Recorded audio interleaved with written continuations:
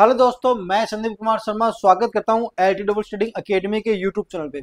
और आज के इस वीडियो में अपन जानेंगे कि कैंडल स्टिक क्या होती है। देखिए, जब भी आप मार्केट में आते हो, मार्केट में ट्रेड करना चाहते हो, मार्केट को सीखना चाहते हो, तो स्क्रीन पे आपके सामने जो चार्ट चलता है या फिर यूं कहे कि जो कैंडल चलती है, जहां पे रेड कैंडल होती है और ग्रीन कैंडल होती है, उनका नॉलेज लेना बहुत ही ज्यादा जरूरी है।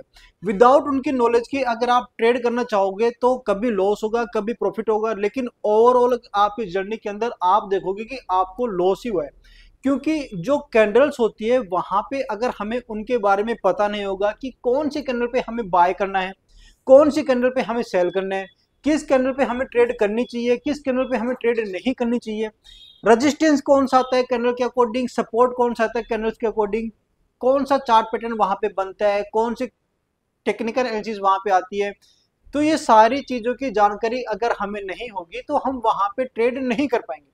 आज की इस वीडियो में अपन यही जानेंगे कि कैंडल स्टिक होती क्या है। देखो, स्क्रीन पे आपके सामने यहाँ पे दिख रहा होगा चार्ट आपको। यहाँ पे ग्रीन कैंडल है और एक रेड कैंडल है। किसी भी कैंडल के ऊपर ट्रेड करने से पहले हमें यह जानना होगा कि एक कैंडल के कितने भाग होते हैं। ठीक है, जैसे एक कैंडल जो होती है, आपने देखा कैंडल के ऊपर एक हाई भी आता है, एक लो भी आता है, कैंडल का एक ओपन आता है, एक कैंडल की क्लोजिंग आती है, कैंडल के अंदर एक बॉडी पार्ट आता है और एक विग भी आता है। तो ये सारी चीजें हमें पता होनी चाहिए। क्या हमें विग क्रॉस करने पे बाय करना चाहिए या फिर हमें विग लोअर साइड में बाय करने चाहिए, क्या हमें बॉडी टू बॉडी कंपैरिजन करना चाहिए करने को। तो इन्हीं सारी बातों को ध्यान में रखते हुए मैं ये वीडियो आप लोगों के लिए बना रहा हूँ। अगर ये वीडियो आपको अच्छा लगे तो आप वीडियो को लाइक कर देना और चैनल को सब्सक्राइब कर लेना, क्योंकि मैं basic to advance stock market का कंप्लीट नॉलेज वाला कोर्स फ्री ऑफ कोर्स आपके लिए यूट्यूब पे अपलोड करने जा रहा हूँ। बिल्कुल फ्री ऑफ कॉस्ट के अंदर है, स्टेप बाय स्टेप, जहां पे आपको कंप्लीटली कैंडलस्टिक मिलेगा, चार्ट पैटर्न मिलेगा, साइकोलॉजिकल क्लासेस मिलेंगी और लास्ट में जाकर के आपको कुछ इंडिकेटर या फिर यूं कहें कि कुछ सेटअप्स के बारे में मैं आपको यहाँ पे बताने वाला हूँ। चलिए बिना देरी करते हुए अपन इस टॉपिक को आगे कवर करते हैं। देखो, स्क्रीन के ऊपर आपको यहाँ पे कैंडल्स दिख रही होगी, राइट। लेकिन कैंडल्स को समझने के लिए आपको सबसे पहले एक बात को जानना बहुत जरूरी है। यहाँ पे आप देख रहे हो कि एक हाई लगा हुआ है, एक लो लगा हुआ है, एक ग्रीन कैंडल है आपके सामने और एक कैंडल है आपके सामने रेड कैंडल। अब आपको ये देखना होगा कि इन कैंडल्स के कौन कौन से भाग होते हैं। मोस्टली एक कैंडल के 4 भाग होते हैं, एक ओपन, एक हाई, एक लो एंड क्लोज। ठीक है, ये दोनों ही, ये चारों भाग दोनों ही कैंडल्स में आते हैं। अगर मैं आपको एक एग्जांपल के थ्रू इसको समझाना चाहूं तो आप ऐसे समझ सकते हो कि मान लीजिए आप एक मार्केट में कहीं पे गए हो, उस मार्केट में आपके पास कुछ सामान है, आप उस सामान को किसी को बेचना चाहते हो। मान लीजिए आपके पास कुछ भी XYZ सामान है, आप किसी दुकानदार को वो सामान बेचना चाहते हो। जब आप उसके पास जाते हो तो आप वहां पे बोलते हो कि मुझे ये जो सामान है मुझे आपको बेचना है, आप इसे कितने में खरीदना चाहोगे, राइट। अब दुकानदार आपको बोलता है वहां पे कि ये जो पर्टिकुलर सामान है मैं आपसे 1,000 रुपये में खरीदना चाहता हूँ।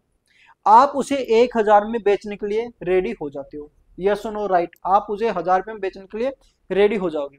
लेकिन जैसे ही आप उसे बेचना चाहोगे उसे वहां पे 1,000 रुपये में वो अपना सामान, तब मान लीजिए आपका ही कोई फ्रेंड वहां पे आता है और आपको ये बोलता है कि ये जो सामान आप 1,000 रुपये में इस पर्टिकुलर शॉप वाले को बेच रहे हो, इसकी वैल्यू कल के दिन 1,200 रुपये थी। कल के दिन कितनी थी? 1,200 रुपये। और इतने बोलने के बाद में वो वहां से चला जाता है। अब आप खुद सोचिए, जो बंदा सामने वाला आपसे 1,000 रुपये में अभी वो सामान खरीदने वाला है और अभी आपका फ्रेंड आपको बोल के गया है कि कल इसकी वैल्यू 1,200 रुपये थी, तो आपके माइंड में एक कैलकुलेशन चल रही है कि आज 1,000 रुपये में है, कल 1,200 रुपये में थी, इसका मतलब मुझे आज बेचने पे 200 रुपये का लॉस हो रहा है, यस और नो। यानी कि कल जो चीज आपके पास 1,000 रुपये में कल जो चीज आपको 1,200 रुपये में बिक जाती आपकी, वही आज आपकी कितने में बिक रही है? 1,000 रुपये में आज आपकी बिकने वाली है। लेकिन कल आप आए नहीं थे, राइट। अब आपके माइंड में ये जो 200 का डिफरेंस है, ये 200 का डिफरेंस क्या है? ये 200 का आपका लॉस चल रहा है आपके माइंड में, आपके अकॉर्डिंग। अब आप क्या करोगे? उसको ये सामान नहीं बेचोगे, यस और नो, नहीं बेचोगे। आप वहां पे वेट करते हो कि इसका भाव बढ़ जाए। लेकिन दुकानदार क्या करता है, वहां पे आपको 1,000 के बदले कुछ नहीं देना चाहता, वो 1,000 रुपये में खरीदना चाहता है। थोड़ी देर बाद में आपका ही एक और फ्रेंड आता है, वही आपसे पूछता है कि आप यहाँ पे क्यों है, आप उसे बताते हो कि मेरे पास एक सामान है, मैं उसको 1000 रुपये में बेचने आया हूँ। और वो आपको बोलता है यहाँ पे कि मेरा एक और फ्रेंड ने मुझे 1200 रुपये का सजेस्ट किया था कि कल के दिन इसका भाव 1200 के समथिंग था, यानी कि 1200 रुपये कल इसका भाव था, और आज ही 1000 रुपये में खरीद रहे हैं, तो मैं इसको नहीं बेचूंगा। अब वो जो फ्रेंड है आपका तीसरा वाला, वो ये बोलता है आपको कि कल इसका भाव 1200 तो गया था, लेकिन कल शाम को ये 1200 के बाद में 800 पे आके गया था। कितने पे आके गया था? 800 पे आके गया था। इतना बोलने के बाद में वो वहां से चला जाता है। अब आपके माइंड में वापस से एक कैलकुलेशन आती है कि कल 800 जाके आया था और आज ये 1000 रुपये में मेरे से खरीद रहा है, तो अब तो मुझे 200 का प्रॉफिट हो रहा है। तो आप खुद सोचिए, अब आप उसे बेचोगे नहीं बेचोगे? अब आपका माइंड क्या कैलकुलेट कर रहा है कि अब मुझे 200 रुपए का प्रॉफिट हो रहा है कल के भाव के कंपेरिजन के अकॉर्डिंग। अगर 1200 से मैं तुलना करूं 1000 की, तो मुझे 200 का लॉस हो रहा है, लेकिन अगर मैं 800 से कंपेरिजन करूं 1000 की, तो मुझे 200 का प्रॉफिट हो रहा है। तो मैं क्या करूंगा, इसको बेच देता हूं यार आज के समय में। ये सोच के आप क्या करते हो, बेचने चले जाते हो वापस से उसी को। जैसे ही आप बेचने के लिए जाते हो, वहां पे एक और बंदा कोई आता है आपका जानकार, आपका नोन, वो आपसे पूछता है कि क्या कर रहे हो। वहां पे आप उसे भी ये बताते हो कि मैं 1000 रुपये में सामान बेचने के लिए आया हूँ, कल इसका भाव 1200 जाके आया था, तो मैंने नहीं बेचा क्योंकि मुझे 200 का लॉस हो रहा था, और कल शाम को इसका भाव 800 पे 800 जाके आया था, तो मैं इसको बेचना चाहता हूँ क्योंकि 800 के कंपेरिजन में मुझे 200 रुपये का ज्यादा प्रॉफिट मिल रहा है, तो मैं इसे 1000 में बेच रहा हूँ। अब ये सुनने के बाद में आपका फ्रेंड उसे बोलता है कि 1000 में बेच रहा ठीक है, लेकिन कल के दिन इसकी जो क्लोजिंग भाव था, यानी कि क्लोजिंग प्राइस जो आई थी, वो कितनी आई थी? 1100 रुपए की समथिंग आई थी। क्लोजिंग कहां पे आई थी अपनी? 1100 रुपए की समथिंग आई थी। इतना कह के वो वहां से चला जाता है। अब आप खुद बताओ कि क्या अब आप उसे 1000 में बेचोगे? अब आप उसे 1000 में नहीं बेचना चाहोगे। क्यों? क्योंकि अब आपका माइंड वापस से एक कैलकुलेशन कर रहा है कि एज कंपेयर 1100, 1000 100 रुपए कम है, तो आप क्या करोगे, उसे 1000 में नहीं बेचोगे। कहने का तात्पर्य इस कहानी से क्या है कि किसी भी सौदे को हमें करने के लिए हमारे पास 4 चीजों का होना बहुत ज्यादा जरूरी है। और वो 4 चीजें कौन सी निकल के आती है? सबसे पहली, ओपनिंग भाव। ओपनिंग भाव आपके सामने क्या आया था कहानी के माध्यम से? 1000 रुपए। दूसरा, तो मैं इसको क्या लिख सकता हूं? ओपन। दूसरा, किसी भी भाव को करने के लिए आपके पास हायर प्राइस का नॉलेज होना बहुत ज्यादा जरूरी है। तो हायर प्राइस हमारे सामने क्या निकल के आई थी? 1200। तो ओपन के बाद में क्या निकल के आएगा मेरे सामने? हाई। तीसरी चीज, हमें उस भाव के लो के बारे में भी पता होना चाहिए। तो थर्ड चीज क्या निकल के आती है हमारे सामने? लो। यानी कि एक ओपन निकल के आया, एक हाई निकल के आया, एक लो निकल के आया, जो कि 800 रुपये लगाया था। और फोर्थ चीज जो लास्ट बच गई किसी भी भाव में या किसी भी कैंडल में, वो आती है हमारी क्लोजिंग प्राइस। यानी कि मार्केट ने क्लोज कहां पे किया, वो क्या? 1100 रुपए। तो यहां पे क्या आया? Closing price I.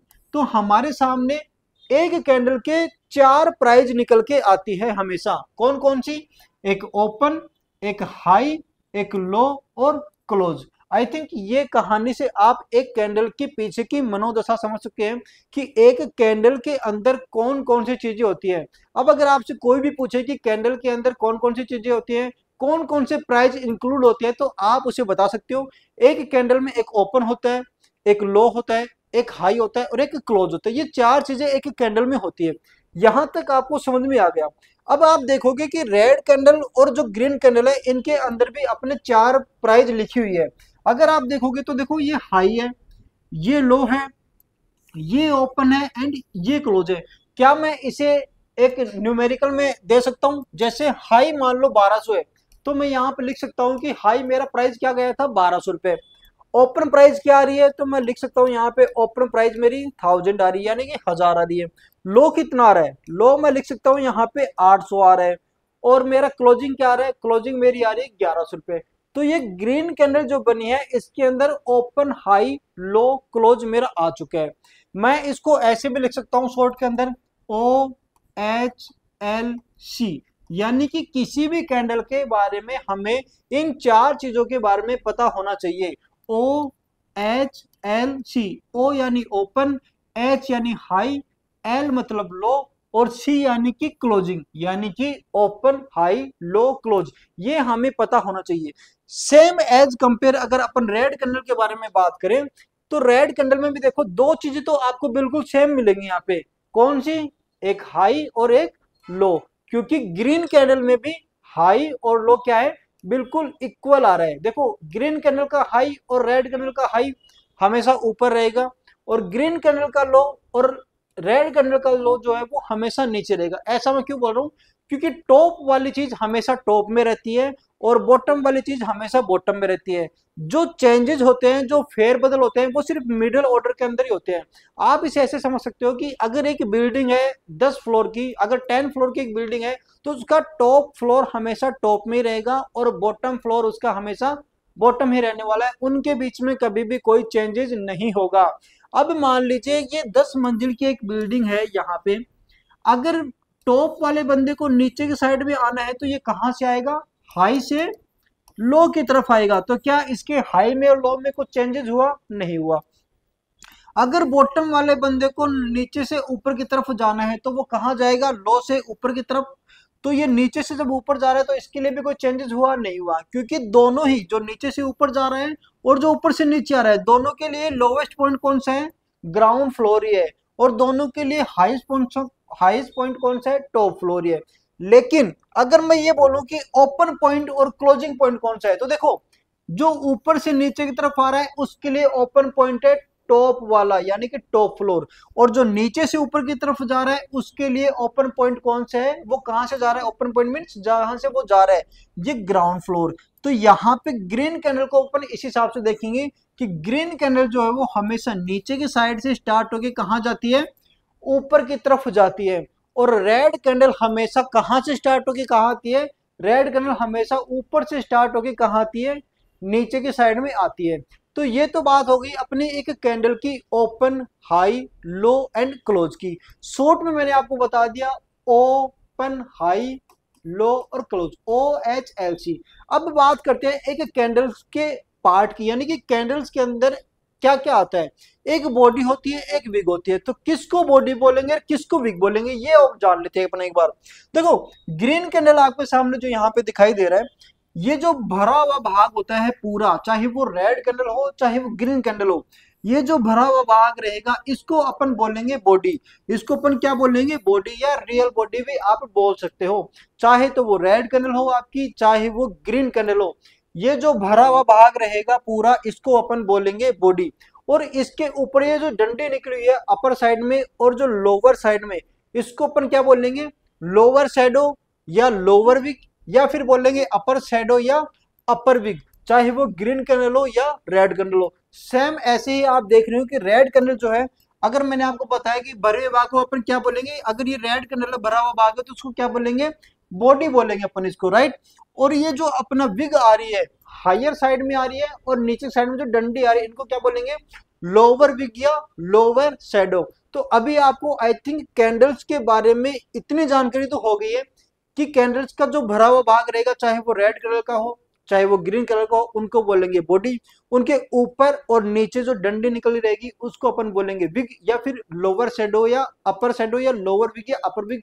और जो कैंडल्स के प्राइस होते हैं वो 4 प्राइस होंगे, ओपन हाई लो और क्लोज। तो ये इस वीडियो के माध्यम से मेरा यही बताने का मकसद था कि अगर आपको ट्रेडिंग करनी है तो पहले आपको कैंडल स्टिक के बेसिक फंडामेंटल को जानना बहुत ज्यादा जरूरी है। और बेसिक फंडामेंटल एक्चुअल में होता क्या है कि आप कैंडल देख करके सिर्फ ये पता कर सकें कि इस कैंडल का हाई लो ओपन क्लोज क्या है, क्या ये कैंडल बुलिश है या ये कैंडल बियरिश है। अगर अपन बात करें तो ग्रीन कैंडल हमेशा बुलिश कैंडल बोली जाती है और रेड कैंडल हमेशा बियरिश कैंडल का सिग्नल होती है, यानी कि कमजोरी का साइन होता है। ग्रीन कैंडल पे हमेशा खरीदने की बात करेंगे और रेड कैंडल पे हमेशा बेचने की बात करेंगे। तो इस वीडियो के अंदर इतना ही। अगर ये वीडियो आपको नहीं समझ में आए तो वीडियो को दोबारा से देखना। मिलते हैं एक नई वीडियो के अंदर, कैंडल स्टिक के एडवांस लेवल की तरफ मिलते हैं नई वीडियो में।